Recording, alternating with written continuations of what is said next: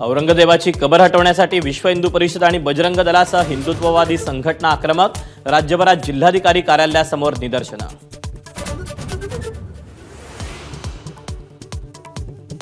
औरंगजेबाच्या कबरीला पुरातत्व खात्याचं संरक्षण दिल्यानं राज्य सरकारला संरक्षण द्यावं लागतं। फडणवीसांचं स्पष्टीकरण। मात्र औरंगजेबाचं उदात्तीकरण होणार नसल्याचं ठणकावलं।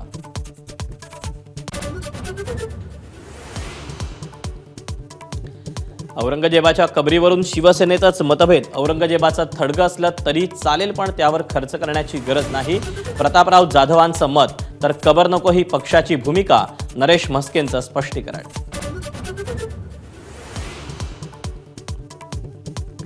काँग्रेस प्रदेशाध्यक्ष हर्षवर्धन सकपाळांच्या फडणवीसांवरील टीकेचे विधान परिषदेत पडसाद। भाजप आमदारांकडून गुन्हा दाखल करून कारवाईची मागणी।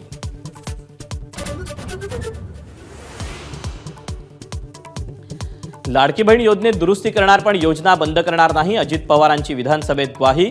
नावं कमी झालेल्यांकडून पैसे परत घेणार नसल्याचंही केलं स्पष्ट।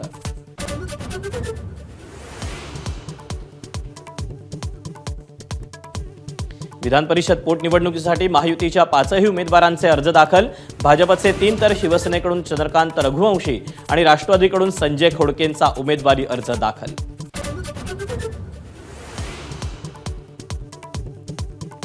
पंतप्रधान नरेंद्र मोदी आणि सरसंघचालक मोहन भागवत गुढीपाडव्याला एकाच मंचावर असणार। नागपूरमधील माधव नेत्रालय प्रीमियम सेंटरच्या उद्घाटनाला राहणार उपस्थित।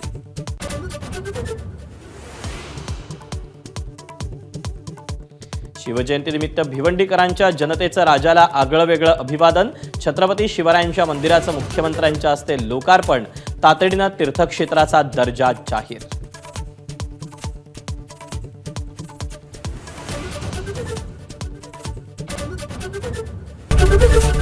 एबीपी माझा, उघडा डोळे बघा नीट।